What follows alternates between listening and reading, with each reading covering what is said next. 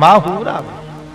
માં અને તમને, માં મને અને તમને કદાચ મોહ નિંદ્રામાં, જગતની નિંદ્રામાં પોઢાડી દે, પણ સંત આવી અને જગાડે. બાપ જાગ, હવે તારે આમાં કેટલું ખૂવું છે. જાગવાની વાત એટલે આપણે ધર્મશાળામાં ઉતર્યા હોય ને, તમે જોજો રાતે પગી પડકારો કરે કે ભાઈ જેને છેટું જવું હોય વેલા ઉઠી જજો. હવે એ કદાચ જામનગર, ભાવનગર, રાજકોટની વાત કરતો હોય છે, પણ જીવને જો શિવ સુધી જવું હોય તો કેટલું વહેલું ઉઠવું પડે એની વાત છે. વહેલું ઉઠવું પડે. આપણે તો નકર નથી એમ હાઈકે રાખો ને, હું વાંધો છે એમાં. રવિવાર, સોમવાર, મંગળવાર, બુધવાર, ગુરુવાર, શુક્રવાર, શનિવાર, આ 7 વાર છે ને, આમાં આપણે બધા બેઠા છીએ ને, એમાં દરેકને માટે એક વાર નક્કી થયેલો છે ઉપરની યાત્રા કરવા માટેનો. પણ આપણને ખબર નથી કયા વારે યાત્રા કરવી, એટલે આપણે એમ થાય કે હાઈકે રાખો ને, હાઈકે રાખો એમ બહુ આવેલું આપણે ત્યાં. ખરેખર ગઢપણમાં ગોવિંદના ગુણ ગાહું, અટાણે હું ગાય. ગઢપણમાં ક્યાંથી ગાય હકતું? છોકરાવે તને ઠેબે ચડાવ્યો હોય, તારા ખાવાના વારા કાઢ્યા હોય. સૌથી મોટો દીકરો એમ કે આખું વરો બાપા મારા પેરા ન પોહાય, તો એથી જીણકો કે 4 મહિના હાંચવી દે, તો કે આ 4 મહિના ભાઈડો હાંચવી દે. તો એથી જીણકો કે તમે 2-4 મહિના બાપને હાંચવી દે, તો કે 4 મહિના બંધો હાંચવી દે. પડ્યા ને ભાગ. પછી ઋતુ ફરે, ભાભાનો ખાટલો ફરે. શિયાળો, ઉનાળો, ચોમાહું. ઉનાળામાં વાં હોકો ટળકાવતો હોય, શિયાળામાં વાં ધાબળો ઓઢીને હૂતો હોય, ચોમાહામાં વાં છત્રીનો કાગડો કરીને બેઠો હોય, તોય જીવે ભણનો દીકરો. હવે આમાં ગોવિંદના ગુણ ક્યાંથી ગાય એક ભલા માણસ? એટલે તો આપણા લોકગીતોમાં એમ કીધું છે, આપણા સૌરાષ્ટ્રના લોકગીત એક આધ્યાત્મિક અર્થ વિનાના છે જ નહીં. ગામડાની આ બેનો દીકરીઓ જે રાહડા લેતી હોય ને, એ એક લોકગીત કે એક રાહડો એવો નથી જેમાં જીવતરની વાતો નીકળતી ન હોય ભલા માણસ. હવે દાખલા તરીકે આપણા ગામમાં એક લોકગીત ગવાય છે. એનું કારણ એનું ઊંડાણ બહુ ઊંડું છે. હું તમે સમજે નહીં જુદી વાત છે, બાકી એના અર્થ બહુ સબર છે. ઘણી વાતોમાં ઊંડાણમાં જવું પડે ને. એક જણો દરિયાને કાંઠે આવી, ખારું પાણી સમજીને થૂથું કરીને મીંડું ભાગવા. બીજો માણસ આવ્યો, એ ખારું પાણી સમજીને થૂથું કરીને મીંડું ભાગવા. પણ ત્રીજો માણસ, જેથી સમજણો માણસ આવ્યો, કવિ હૃદયનો આવ્યો, અને એને પાણીનો ઘૂંટડો ભરીને થૂ કરીને ભાગ્યો ને, તો દરિયે પડકારો કર્યો કે નીર ખારા જોઈને મરજીવા મફેર મો. હે મરજીવા, હે ડાયા માણા, નીર ખારા જોઈને મરજીવા મફેર મો. અમારા તલિયા તપાહો, તમને કુબેર કંગાલ લાગશે. ઉપના છીછરા નિદાન કરીને વયા જાવમાં, ઊંડાણમાં નજર કરો, તમને ખબર પડે. હતાદાની જીયામ જેમ રાકો બેઠો હોય, એમ કુબેર મારે તળિયે બેઠો દરિયો કે. એટલી અઢળક સંપત્તિ છે. છીછરા નિદાન ન કરાય. એટલે આપણા ગામડાનું લોકગીત એનું ઊંડાણ છે. આપણે ત્યાં બેનું દીકરીઓ જે લગ્ન ગીત ગાય છે ને, એમાં જીવતરની વાતો છે. દાખલા તરીકે દીકરી વિદાય વખતે આપણે ત્યાં ગામડામાં ગીત ગવાય છે કે ઢોલ રે ધડું ક્યાં લાડી, હાલો યાપણ દેશ રે. ઢોલ ધડ્યું ક્યાં લાડી, હાલો આપણે દેશ. પછી સામે જવાબ આવે. શું આવે? કે ઉભલાર્યો તો માગું મારા દાદા પાસે શીખ રે.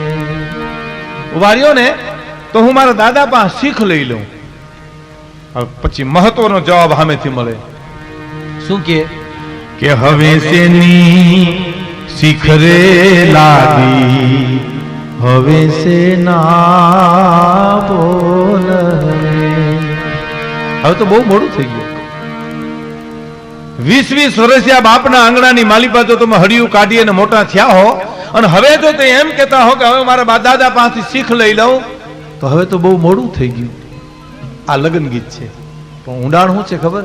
આ કાયા રાણીને ભગવાનના ઘરની જેથી જાન લેવા આવશે ને, એ એમ કહે કે ઢોલ રે ધડ્યું ખ્યાલ લાગી, હાલો લેવા આવ્યા અમે. મોર થઈ જાઓ બીજલના બોકડાની જેમ. ઢોલ રે ધડ્યું ક્યાં લાડી હાલો યા પણ દેશ રે. હાલો અમે તમને લેવા આવ્યા છે. તો અહીં કહેવાય ઉભા રહ્યો તો હું ગીતાનો 11મો અધ્યાય કરી લઉં, ઉભા રહ્યો તો હું સુંદરકાંડના પાઠ કરી લઉં. અરે હવે મોડું થઈ ગયું, હવે હું કરવાનું હતું ભલા? આ તો નાનપણથી કર્યું હોય તો ની વાત છે, ઘટપણમાં ન થાય. એ તો પછી વાતું થાય. શું કામ ન થાય એનો આ પ્રસંગ આપને કહું લોકગીત દ્વારા. કે ચાંદો ઉગ્યો એ ચોકમાં ઘાયલ, ચાંદો ઉગ્યો ચોકમાં, હે દેવીરા હરનું હાથ મીરે હાલાર શેરમાં, હે દેવીરા હરનું હાથ મીરે હાલાર શેરમાં.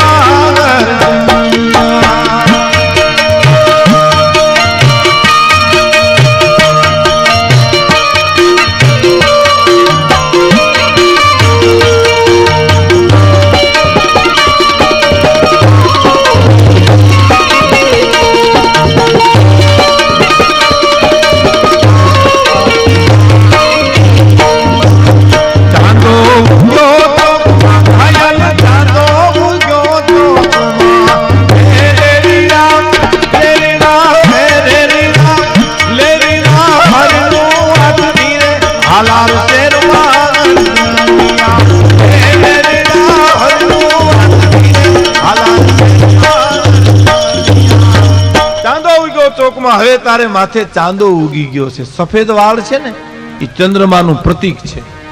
તારે માથે હવે અર્જણિયા નામના માણસને ગામડામાં સંબોધન કરીને કે છે તારે માથે હવે તો ચાંદો ઉગ્યો. અને હરિણું એટલે આંખ્યું. હાલતા શહેરમાં અપભ્રંશ થઈ ગયું છે આ ગીત. આ હરિણું આથમી છે. હવે હાલતા શહેરમાં અર્જણિયા હવે તને ઘટપણ આવી ગયું છે, ચાંદો ઉગી ગયો.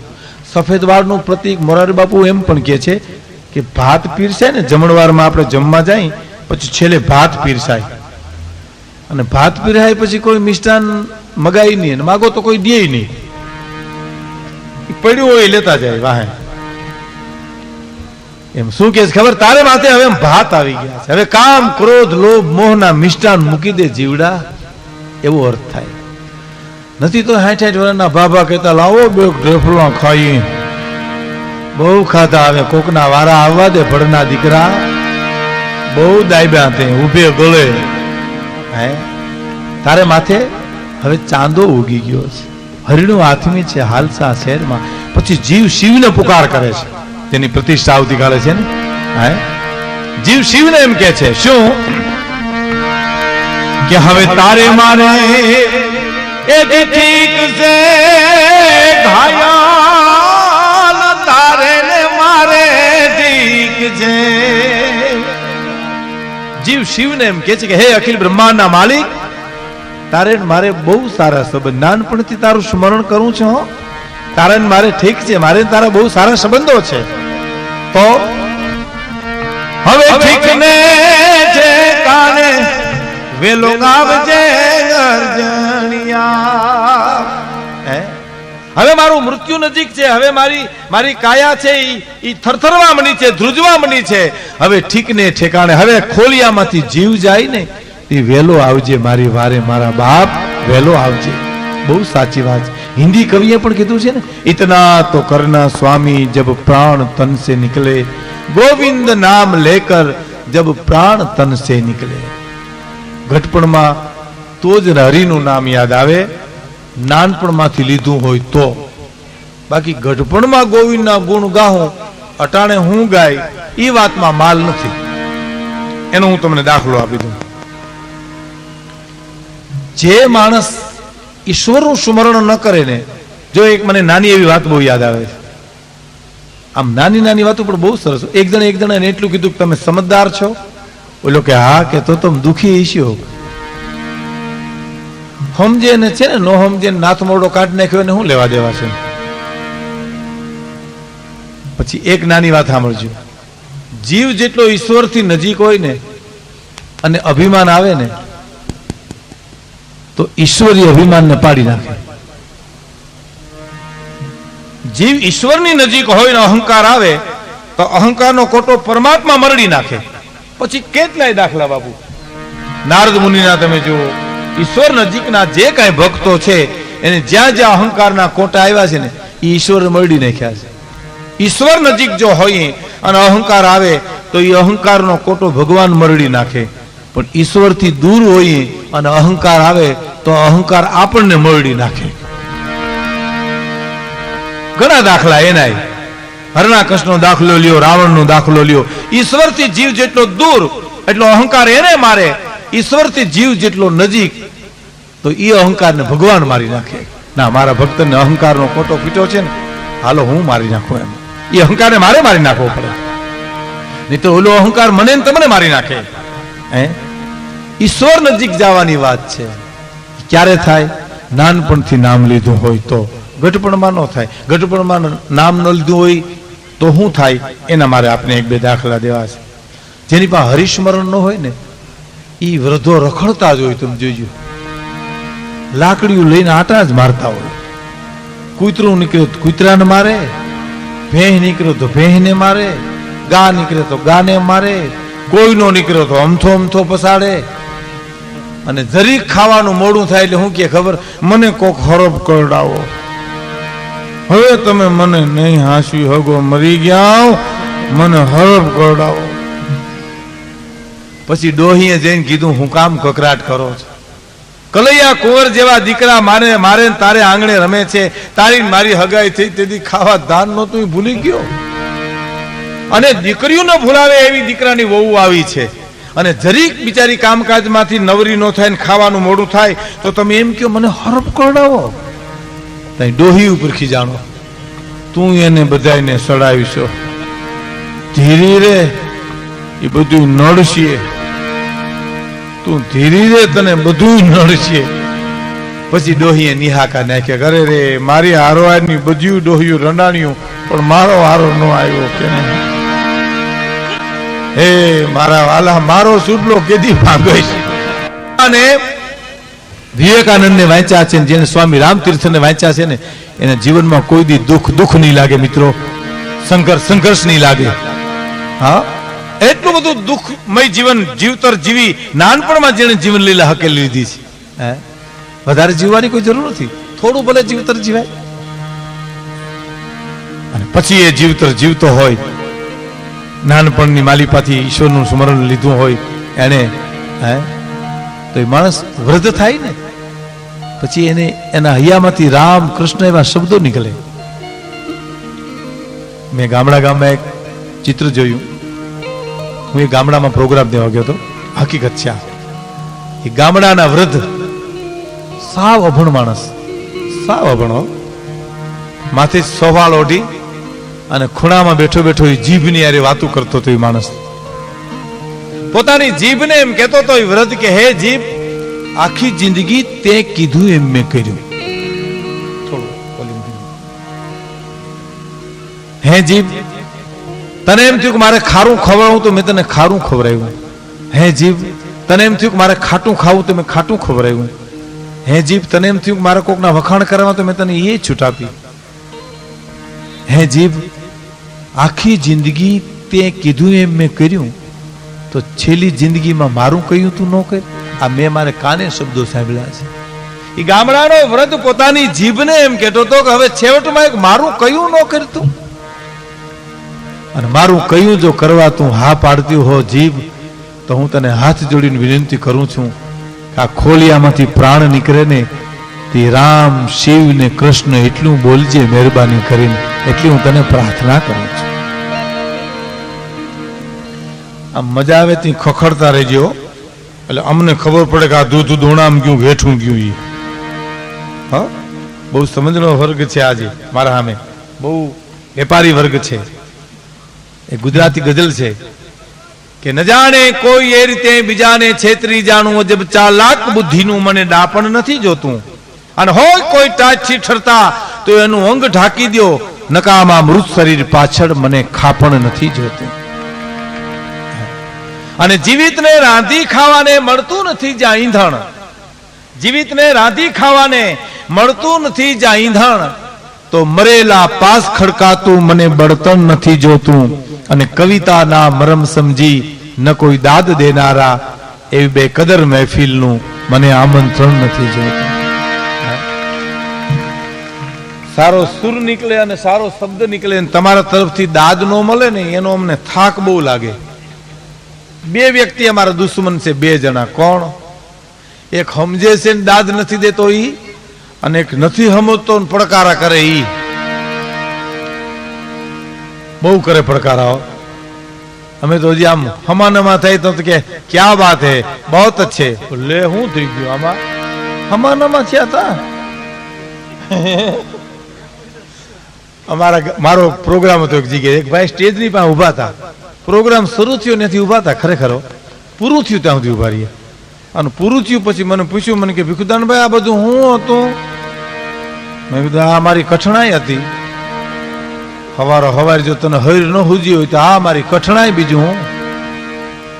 ગજબના માણા થાય. અમારા પ્રોગ્રામ પૂરા થાય પછી ઘણા અમને એમ કહે ને દુઆચન ન ગાયા તમે, તે અટાણ સુધી ખોળવાઈ ગયો. અમે દુઆચન કોને કહેવાય ખબર છે કે નહીં તને? વિચિત્ર માણસો. આ પ્રાણભાઈ ની હાજરી છે. હું પ્રાણભાઈ દિવાળીબેન અમે કોડીનારમાં નવસરભાઈ નો ડેલો ત્યાં અમે બેઠા હતા. એમ એક જણો આવ્યો ને મારી પાસે કે મને કે હેમુ ગઢવી ગુજરી ગયા તમે કે નહીં? મને કે આ સાક્ષી છે. મેં તું તો રાતે આવતો જ નહીં, અને તારા જેવા જેટલા ઉભા વાહણા હોય કે માણસને ખબર નથી હોતી. પ્રિય બોલવું સજનતા દાતારી સુર પંથ, એતા અભ્યાસે ના મિલે હો તો બિના કૃપા ભગવંત.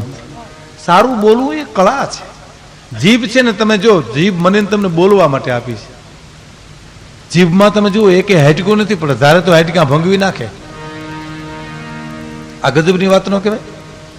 એક પણ હેટકો નથી મારીને તમારી જીભમાં, પણ છતાં હેટકા ખોખરા કરાવી નાખે. એકવાર 32 દાંતે જીભને દારો દીધો કે હમ 32 तुम एकली बसी हमारी माई. हम 32 दांत जीभने के हम 32 तुम एकली बसी हमारी माई. जरा सी कतर खाइए तो फरियाद कहां ले जाए. भाई बेही जाओ बाबा, हड़िયું કાઢો મારા વાલા ઘડી. આ એના માટે આપણે મનોજ મેં પટ રાખ્યો છે હળિયું કાઢવા માટે. ગાડી દો નકર પછી હળિયું કાઢોમાં કોઈ છોકરા મહેરબાની કરી અમને કંઈક હર હુજવા દો.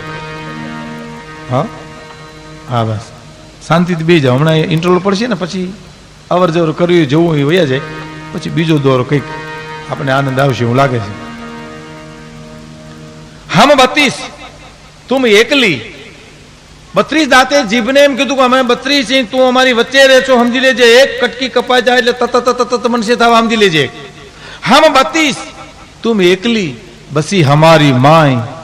જરાસી કતર ખાઈએ તો ફરિયાદ કહાં લે જાય. પછી જીભે, અને જીભ તમે જો દાંતને રૂડું બહુ મનવે છે. હા આપણી દાંતમાં કહો જો હલવાઈ ગયું હોય ને તો બિચારી જીભ હેરવી હેરવીને કાઢલી. શું કામ? આ ગાયકવાડના ખાંભા જેવા 32 એની વચ્ચે રહેવું. અને તુલસીદાસજી રામાયણમાં પણ કીધું, હે સુંદરકાંડમાં પ્રતીક મૂકવું પડ્યું ને. શું મૂકવું પડ્યું? હનુમાનજી મહારાજ જયારે વિભીક્ષણને મળે છે સુંદરકાંડમાં, ત્યારે વિભીક્ષણ એની વેદના રજૂ કરે છે. શું કે છે કે સુનહું પવન સુત रहनी हमारी जिमि दसन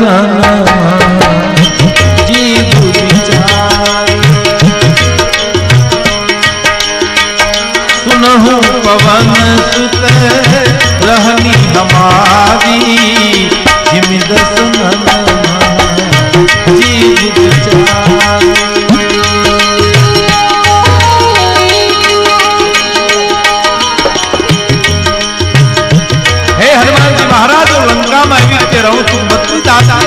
जीव रे छे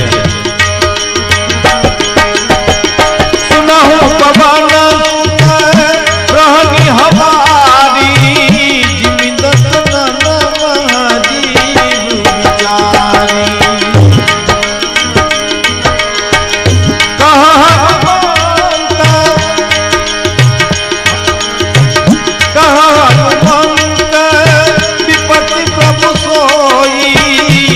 तब सुमिरन भजन होई। हनुमंत विपत्ति प्रभु सोई, जब तब सुमिरन भजन होई। આપણે રામાયણ ગ્રંથ છે ને એની વાત તમને થોડીક વાતો કરી ત્રીજા દોરમાં. રામાયણ ગ્રંથ અદભુત. જોકે ભાગવત, રામાયણ, ગીતા, મહાભારત એના કરતા ઋષિઓનો આદેશ કોઈ ઋણ ચૂકવી શકે જ નહીં. સુંદરકાંડની એક બે ચોપાઈ જોઈએ. सुमति कुमति सब के उर्वश ही नाथ पुराण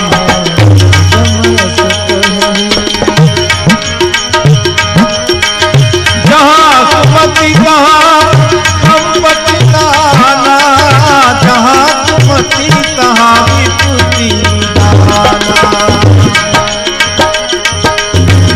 सुनहु पवन सुत रहनी हमारी, जिमि दस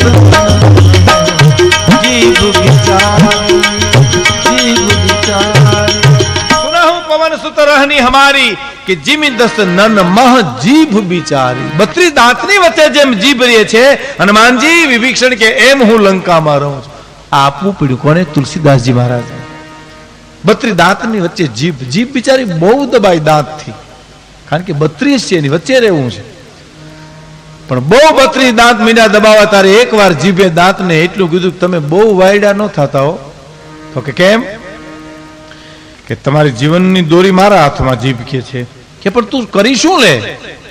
તો કે હું ઈ કરી લઉં. જીભ કે તુમ 32 ભલે હમ એકલી, ભલે બસી તુહારી માય, પણ જરાસી તેડી બાત કરું તો 32 ही गिर જાય. એક કોક ને સણસણતું વેણ સંભળાવું એટલે 32 નો ઢગલો થઈ જાય. બોલું હું પડો તમે. એક જણે એટલું કીધું તું બીડી હરગાવી બાકસ છે. તો કલા ભાઈ બેઠા ને તો કાંઈ એની જીભી હરગાવી લે. હે કે એની જીભે હરગાવી લે બીડી? તો કે એની જીભે કઈ બીડી હળગે? તો હા, એની જીભે ગામના ગામ હરગાવ્યા છે. તારી બીડી હું જબર ઝીલવાની હતી અને હળગાવે. ઓ ભાઈ, હા હા હા. આ બેનોમાં એક બેન છાણા લઈને નીકળ્યા ને ગામમાં, બેનોમાં હંપ બહુ છે. તમે જોજો, બેનપણી તર થઈ જાય. આપણે ભાઈબંધ કરતા બહુ વાર લાગે હો. ખરેખર આપણે બસ સ્ટેન્ડમાં હામામાં બેઠા છું તો ડોળા કાઢશું, પણ આ બાયુ હામામી બેઠી તો ઓળખાણ કાઢે. ઘરીને જાય ધીરે ધીરે ધીરે ધીરે ધીરે. અલક મલકનું માંડે. ગુજરાતનું રાજકારણ તો એને હાવ નાનું પડે. પરબારી દિલ્હીની ઉપાડે. અને ઇન્દિરાબેનનું રાજ હતું તો આ બાયુના જોરે બહુ હતા. આપને ઘઘલાવ્યું બહુ લેતી. હા હા, વાતની વાતમાં બહુ ડારે દેતી. અમારા રાજ છે, હેઠા બેહો ને. હવે રાજ દિલ્હીમાં રહોડામ કરંટ લાગે, અહીંયા ઠેઠ શાકનો રસો ફરી જાય આખો. બોલો કેવો હું પીછે, કલ્પના તો કરો. એક બેને એટલું જ પૂછ્યું તું તમારું પિયર કે ગામ? તો કહું ધાંગધ્રાની છું. કે તો આપણે બે બેનું કહેવાય. તો તમે ધાંગધ્રાના છો? તો કે ના, ધાંગધ્રાની ઘંટી મારા ઘરમાં છે. બોલો આવા હક પણ કાઢીને પણ જમાવી દે ખરી. બહુ હંપ છે. અને એમાંય તમે જો બેનોમાં ઘણા જમા પાસા છે. કોઈ પણ માણસ દારૂ પીને મરી ગયો છે ને આ બાયુ ખરખરે જાય ને એટલે હું કે ખબર, આખી જિંદગી બિચારા દારૂ પીતા હતા પણ માપમાં હો. માપ તો કેદીનો મૂકી દીધો હતો, પછી શરીર મૂક્યું એને. પણ હારું ગોતીને કે બોલો જુગાર વેચીને મરી ગયો હોય, બધું વેચી નાખ્યું હોય તો બાયુ ખરખરે જાય એટલે હું કે ખબર, આખી જિંદગી બિચારા જુગાર રીમાં પણ નીતિ થયો. આવું ગોતે બોલો. એમાં કોઈ ગુજરી જાય ને પછી પાડોમાં ભેળ્યું થાય, પછી એની વાતો તો સાંભળજો, એ લોક સાહિત્ય છે. પાડોમાં કોઈ ગુજરી જાય ને પછી ભેળ્યું થઈને વાતો કરે, ફલાણા ભાઈ ગુજરી ગયા કે? તો હા, અરે ત્રુટીની બુટી છે બાપા કાંઈ. ત્રીજી શું કે ખબર, લંગડા હતા પણ હાલતા હતા હારું બિચારા. પછી જે ગુજરી ગયો હોય ને એની પત્ની તો છેલ્લે ડુંગર જેવડો નિહાકો નાખીને બોલે, અરે બેન એવા ભાગશાળી હતા તો બળતાય વાર લાગી. હું વાર લાગે, જીવતા જ કેરીની ગોઠલી જેવો કરી નાખ્યો તો.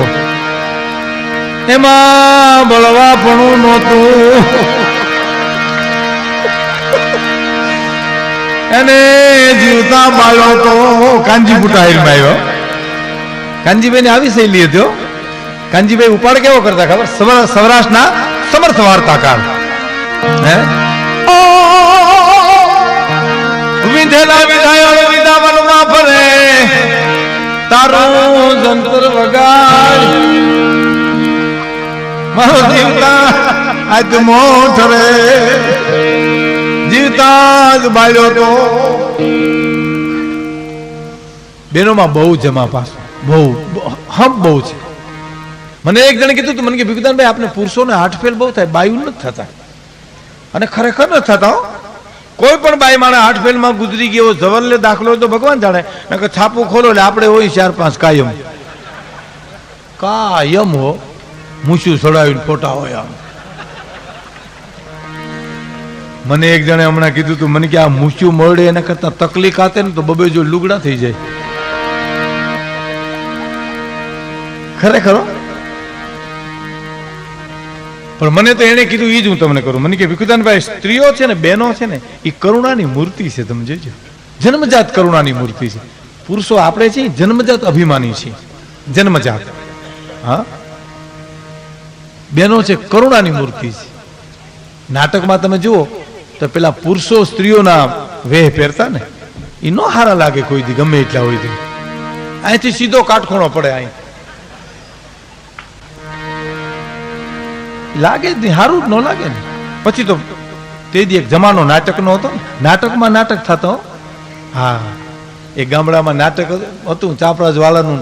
ચાપરાજ વાળો હજી ડબ્બાનું આસન ને ખપાટ્યું ને તરવાર્યું, હજી બેઠો ત્યાં કેશોદથી પોલીસ ખાતું આવ્યું, તે હાથકડી નાખીને લઈ ગયું. તો કે કાં તો કાણે ડેરવાણમાંથી ડંકીનો પાઇપ સોર્યો છે. હું સોરીને શેમાં રહી જાય એ કઈ ખબર. નાટકમાં નાટક કિયા ને. હા હા.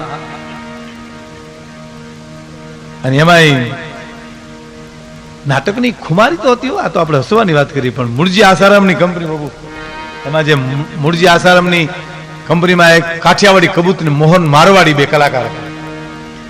એ મોહન મારવાડી એ ભરતશ્રીથી ભાવનગરના સ્ટેજ ઉપર આવ્યો ભાઈ, અને ભાવનગર મહારાજ 18 પાદરનો ધણી એને જોવા માટે ગયેલો. શું નાટકની ખુમારી હતી, કલાકારની ખુમારી શું હતી. અને અભિનય જોઈને ભાવનગર મહારાજને એટલી બધી મોજ આવી ગઈ કે પગમાંથી હોનાનો તોડો હતો એ કાઢી સ્ટેજ ઉપર કર્યો કે તારી કલા ઉપર મને મોજ આવે છે, આ સોનાનો તોડો હું તને આપું છું. અને એ વખતે મોહન મારવાડી સ્ટેજ ઉપરથી બોલ્યો છે મિત્રો, ભાવનગર મહારાજને એટલું કીધું કે બાપુ તમે તો એક ભાવનગરના રાજા છો, હું તો 92 લાખ માળવાનો ધણી થઈને આવ્યો છું. હે કે તમારી પાસે એક ભાવનગર રાજ છે, હું તો 92 લાખ માળવાનો ધણી થઈને આવ્યો છું. ભરતીનો સિરતાજ છે મારી માથે. તમારું દાન લઉં તો વેહ ભજવો ન કહેવાય, લેજવો કહેવાય.